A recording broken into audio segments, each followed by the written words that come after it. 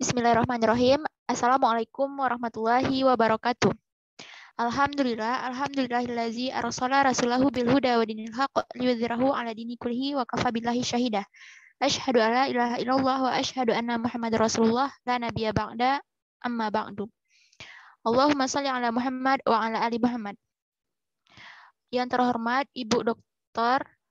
Violeta MSI sebagai dosen pengampu mata kuliah Fisiologi Tumbuhan, kami dari kelompok 12 beranggotakan saya Rahmiati dan rekan saya Nova Ramadhani akan mempresentasikan hasil kegiatan praktikum Fisiologi Tumbuhan, yaitu tentang difusi dan osmosis.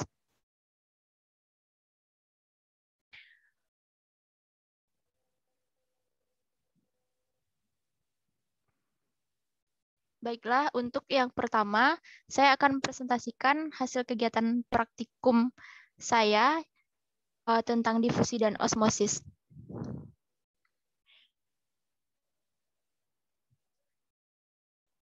Next, Nova.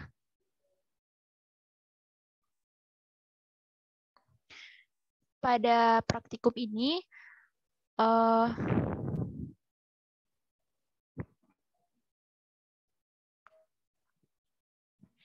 pada praktikum ini kita akan membahas tentang difusi dan osmosis, yang mana difusi ini merupakan gerakan penyebaran suatu partikel air molekul zat terlarut gas atau ion-ion dari daerah yang potensial kimianya lebih tinggi menuju daerah yang potensial kimianya lebih rendah.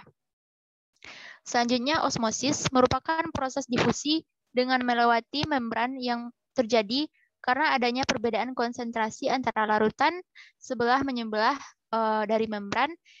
Dengan demikian, osmosis akan terus terjadi sampai adanya keseimbangan konsentrasi antara kedua larutan.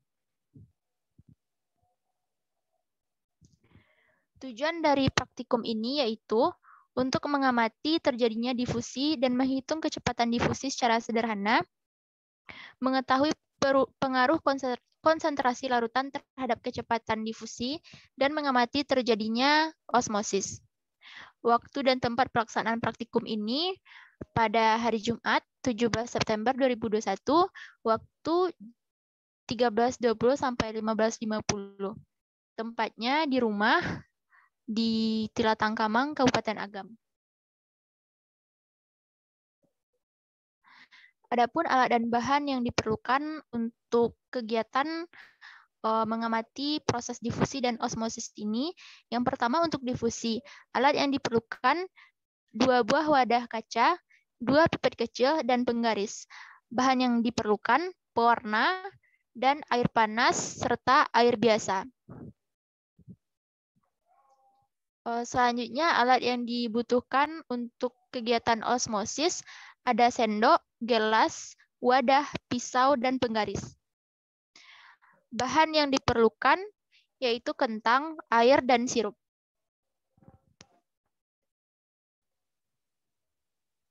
Selanjutnya, cara kerja difusi.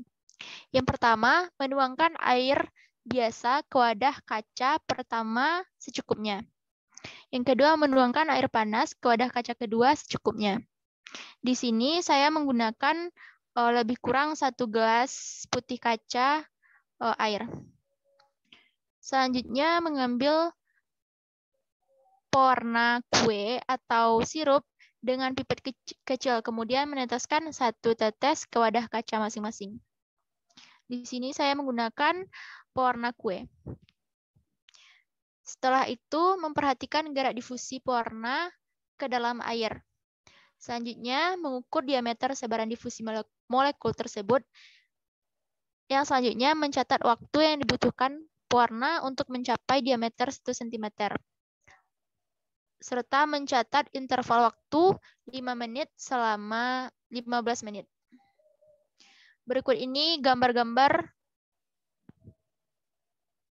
dari penyebaran gerak difusi pewarna di dalam air. Untuk yang larutan, untuk yang 5 menit pertama, bisa dilihat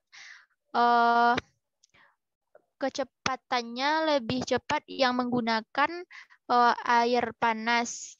Maksudnya di sini penyebaran molekul atau pewarna tadi lebih cepat di dalam air yang panas.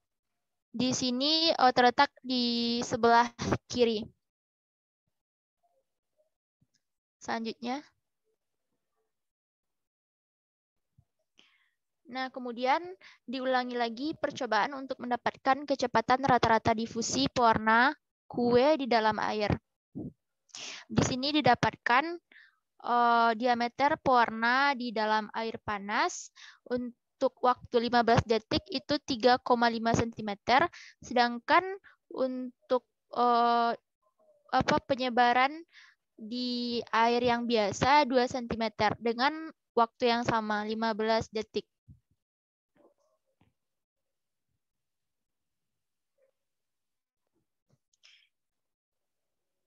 Nah, untuk selanjutnya cara kerja dari osmosis.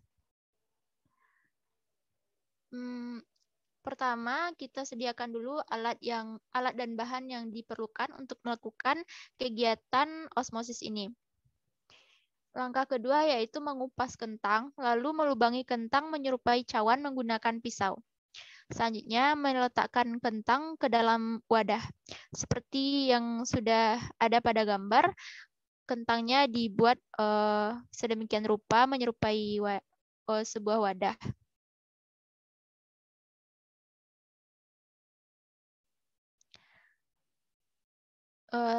Selanjutnya,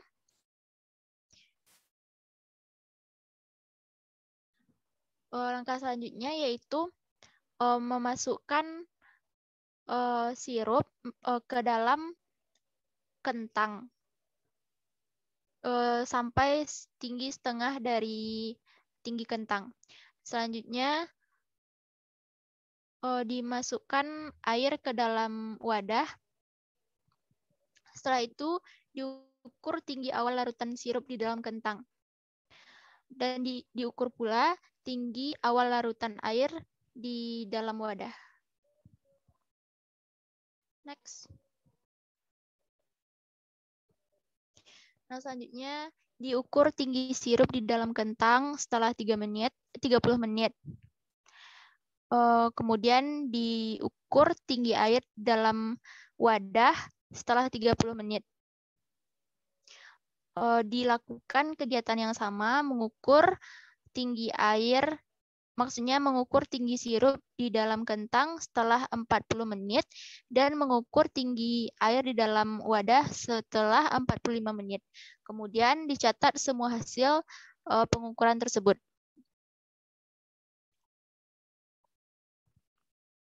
Nah, berikut hasil pengamatan dari difusi untuk percobaan pertama.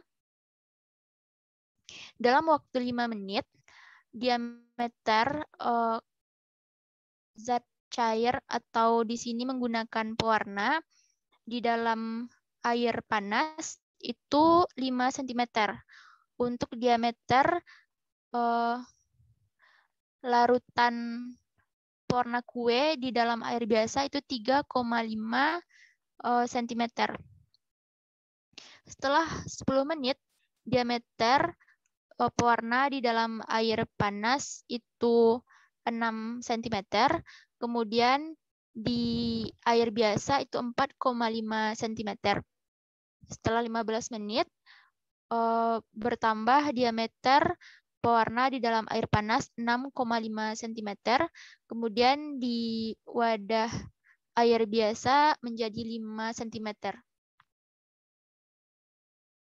Selanjutnya, untuk waktu yang dibutuhkan dari penyebaran pewarna di dalam air itu 1 cm.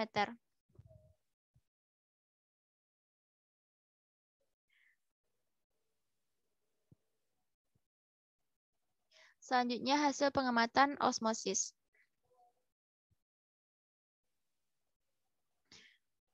Untuk tinggi pengukuran awal, tinggi awal dari sirup di dalam kentang yaitu 1,9 cm.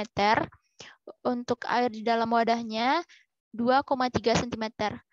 Setelah 30 menit, tinggi sirup di dalam kentang itu bertambah menjadi 2,2 cm, sedangkan di dalam air yang di dalam wadah berkurang menjadi 2 cm. Setelah 45 menit, sirup yang di dalam kentang tingginya terus bertambah menjadi 2,3 cm, dan untuk tinggi air di wadah itu 1,9 cm.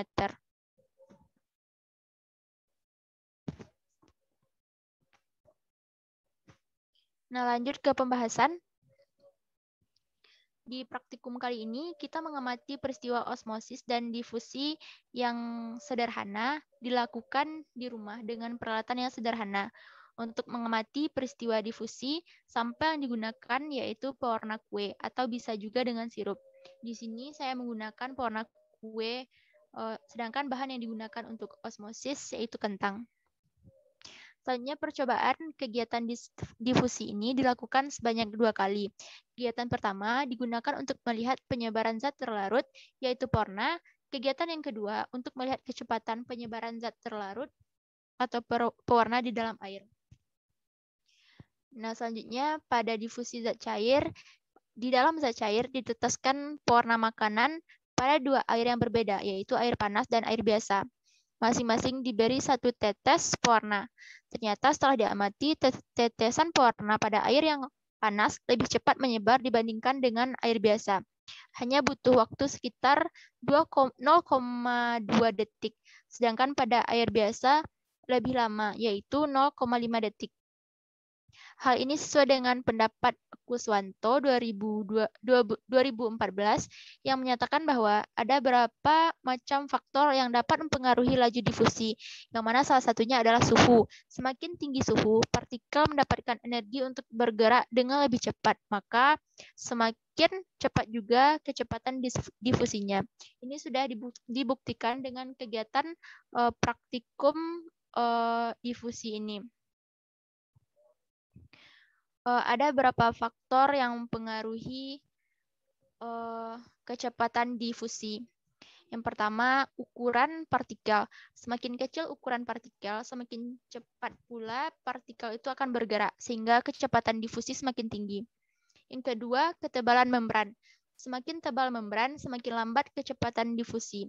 Misalkan pada kentang ini, semakin tebal kentang tadi, maka semakin lambat pula kecepatan difusinya. Begitupun sebaliknya, semakin tipis membran dari kentang tadi, maka semakin cepat juga kecepatan difusinya. Faktor selanjutnya yaitu luas suatu area. Semakin besar luas suatu area, semakin cepat kecepatan difusinya. Faktor yang keempat yaitu jarak. Semakin besar jarak antara dua konsentrasi, maka semakin lambat kecepatan difusinya. Selanjutnya suhu. Begitupun dengan suhu, semakin tinggi suhu, maka partikel mendapatkan energi untuk bergerak dengan lebih cepat, maka semakin cepat pula kecepatan difusinya. Selanjutnya, kegiatan yang dilakukan selanjutnya yaitu mengamati peristiwa osmosis. Seperti yang telah kita bahas di awal, bahwa osmosis adalah difusi air melalui membran semi-permeabel dari larutan yang banyak air ke larutan yang sedikit air. Definisi yang paling sederhananya yaitu difusi air melalui membran semi-permeabel, yang mana permeabel di sini hanya kepada pelarut, tidak kepada terlarut. Selanjutnya, faktor-faktor yang mempengaruhi tingkat osmosis. Yang pertama, konsentrasi air dan zat terlarut yang ada di dalam sel dan luar sel. Osmosis akan terjadi dari zat yang berkonsentrasi pelarut tinggi dan konsentrasi zat terlarutnya rendah, menuju zat yang berkonsentrasi pelarut rendah dan konsentrasi zat terlarut yang tinggi. Selanjutnya, ketebalan membran. Semakin tipis membran, makin cepat proses difusinya. Yang ketiga, suhu. Semakin tinggi suhu, maka partikel mendapatkan energi untuk bergerak lebih cepat, maka semakin cepat pula osmosisnya. Ada kesamaan antara faktor-faktor yang mempengaruhi osmosis dengan faktor-faktor yang mempengaruhi tingkat kecepatan dari difusi sebelumnya. Lanjut. Nah, dari kegiatan ini dapat disimpulkan yang pertama, proses difusi dapat terjadi pada satu zat terlarut maupun dua zat terlarut. Pada difusi satu zat terlarut, membran memiliki pori-pori yang cukup besar untuk dilewati molekul pewarna. Pergerakan acak molekul pewarna akan menyebabkan sebagian di antaranya melewati pori-pori.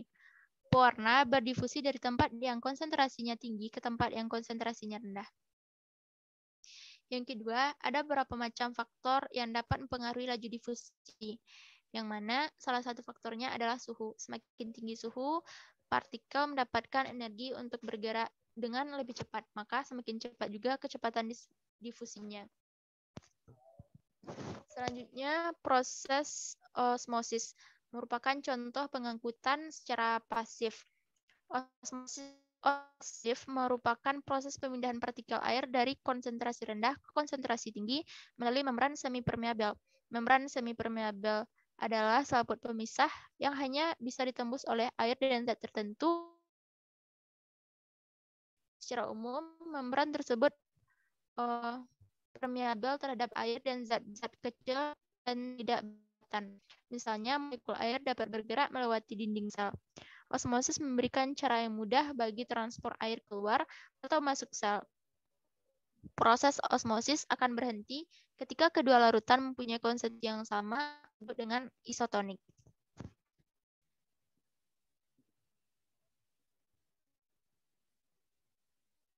Lanjut. Sekian penyampaian hasil kegiatan praktikum difusi dan osmosis yang saya sampaikan. Baiklah, selanjutnya penyampaian hasil dari kegiatan praktikum oleh rekan saya, Nova Ramadhani. Kepada Nova, disilahkan. Baiklah, terima kasih kepada Rahmi. Selanjutnya, saya akan menyampaikan hasil praktikum tentang difusi dan osmosis. Di mana tujuan praktikum ini yaitu untuk memahami permasalahan yang terjadi dalam percobaan mengenai difusi dan osmosis. Waktu dan tempat untuk melakukan praktikum ini yaitu pada hari Jumat, tanggal 17 September 2021, pukul 13.20 sampai dengan 15.50 waktu Indonesia bagian Barat. Tempatnya yaitu Jorong Kebunan Limo, Batanghari, Tanah Datar. Di mana selanjutnya difusi itu sendiri adalah proses pergerakan molekul dari konsentrasi tinggi ke konsentrasi rendah secara spontan. Molekul-molekul bergerak secara kinetik hingga keadaan menjadi setimbang. Sedangkan osmosis adalah bergeraknya molekul pelarut atau air dari konsentrasi tinggi ke konsentrasi rendah yang melalui semi-permeabel hingga keadaan menjadi setimbang. Selanjutnya, alat dan bahan yang digunakan yang pertama yaitu alatnya penggaris, wadah, dan pipet tetes. Bahannya yaitu pewarna makanan, air panas, dan air yang bersuhu ruang. Selanjutnya, alat dan bahan yang digunakan untuk osmosis yaitu yang pertama alatnya yaitu penggaris, wadah bening. Bahannya yaitu sirup, air bersuhu ruang, dan kentang.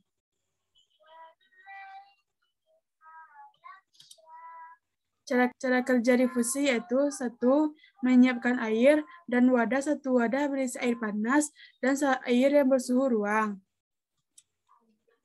Yang kedua, mengambil pewarna makanan dengan pipet. Yang ketiga, memasukkan pewarna ke masing-masing air. Yang keempat, mengukur perubahan pewarna makanan.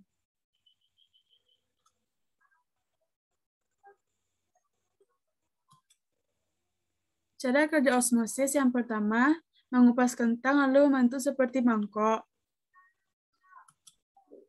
Cara kerjanya yang kedua, memasukkan sirup ke dalam kentang. Cara kerja yang ketiga yaitu mengukur tinggi sirup dan air pada awal perlakuan. Cara kerjanya yang keempat, mengukur sirup dan air pada menit ke-30 dan ke-45. Terlihat pada gambar yang pertama, pada waktu awal pemasukan, yaitu sirupnya berada pada setengah volume kentang. Yang waktu 30 menit, sirup berada hampir memenuhi volume kentang, dan pada waktu 45 menit, sirup setelah memenuhi volume kentang. Cara kerja kelima yaitu mencatat hasil pengukuran.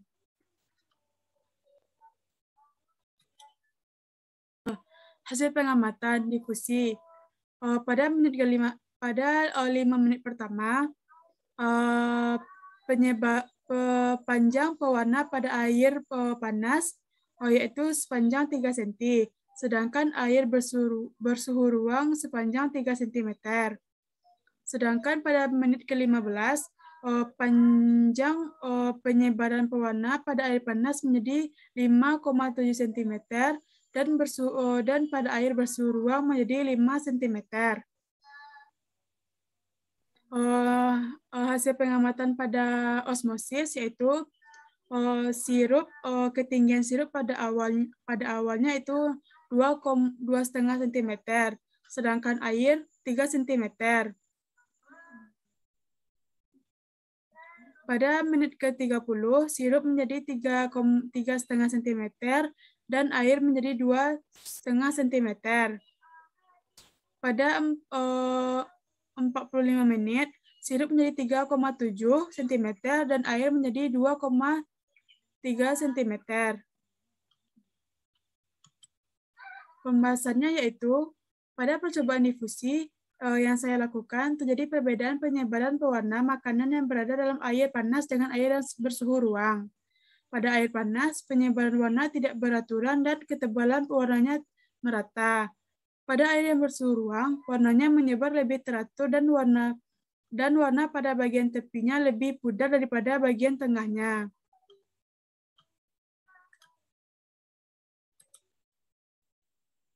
Pada waktu 5 menit, diameter air bersuhu panas dengan air bersuhu ruang sama-sama 3 cm.